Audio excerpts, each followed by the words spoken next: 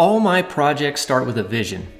And in this case, the vision had to perfectly mirror the client's needs of their mission-style home, including a perfectly matching Centennial 031 finish with a touch of Carrara marble. This all started when I received a call from my friend Blake at BM Sculptures. He said, and I quote, "I need you to whip up a pedestal for my swan sculpture." After chatting with him a little and getting a good feel of the dimensions of the piece and kind of the general concept, we had a call with the client, and things ramped up quickly to a whole new level of detail. This piece was not just going to be some run-of-the-mill pedestal. The client is a collector of Gustav Stickley furniture with a very high level of architectural and design acumen. This pedestal needed to match flawlessly with the flow of his home and look as if it came straight from the Stickley factory.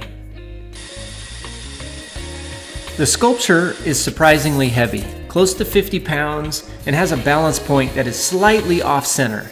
When thinking through how best to execute the design and create a strong and stable platform, I decided that cutting my own veneers and gluing up my own plywood was truly the most appropriate course of action. Now I want to take a step back and let's talk about Mission Furniture.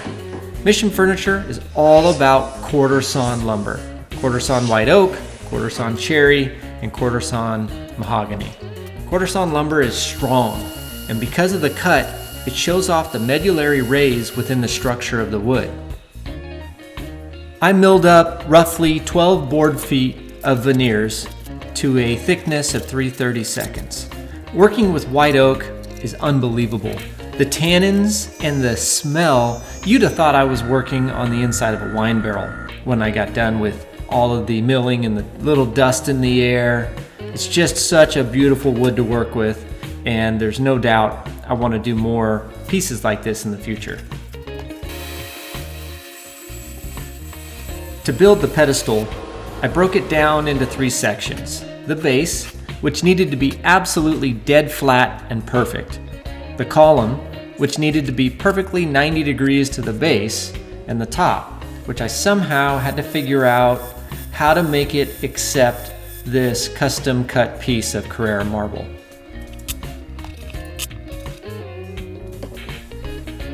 One of the unique things about building custom furniture is it's not like a production facility where you would take a design, then you would build a prototype, then you would learn from the mistakes in building that prototype, then alter your design and your workflow, then at that point you would create a final piece. Well, in these types of scenarios, that's just not an option. It's not economically feasible, and it really is a massive waste of time. So you're kind of stuck figuring out the nuances of the piece while you're building it. So for me, I had to take some extra time here so that I didn't make a mistake or skip a step that forced me to come back to work that I had already completed, what could be 8, 10, 24, 30 hours down the road.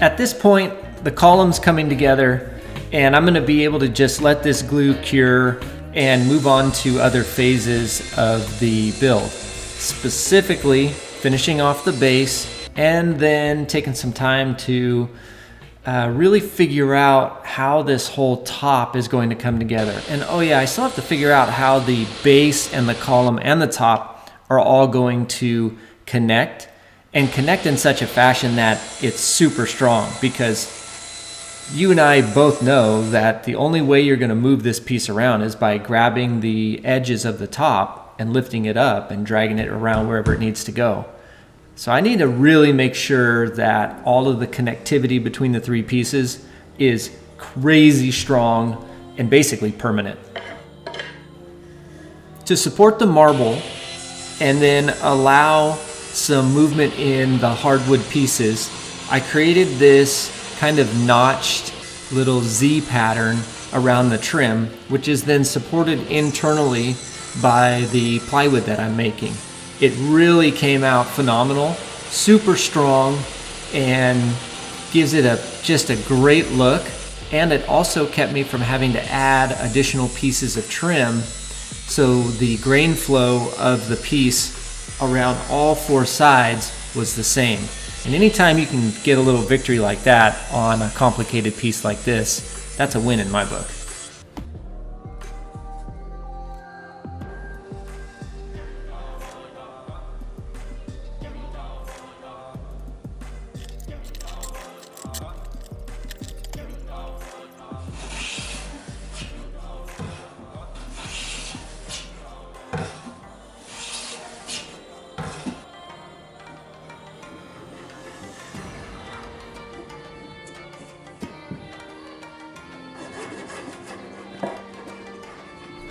With everything tuned up, I now have all three pieces essentially built.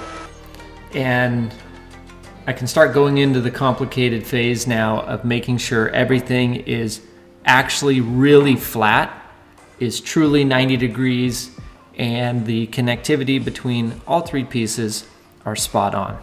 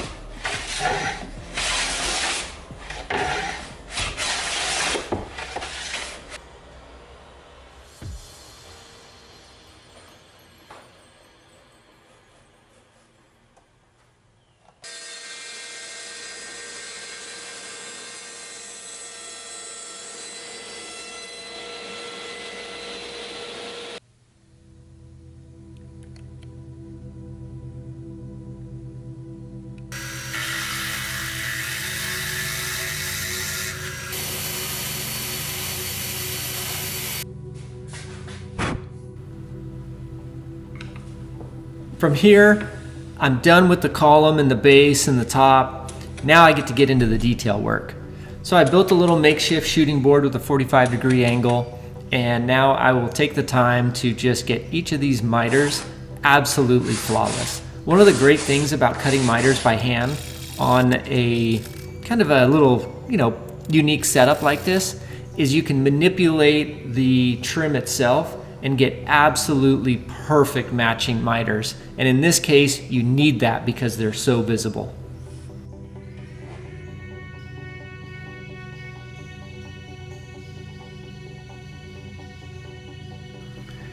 The finish on this piece is absolutely beautiful. It's a series of steps in order to create the layers and richness of color. First by working with a water-based dye, then sanding, then sealing it, then sanding, then going into a glazing process, then sanding that, then putting on a top coat, then sanding that, top coat, sanding it, top coat. The stages all create a really deep and rich looking finish.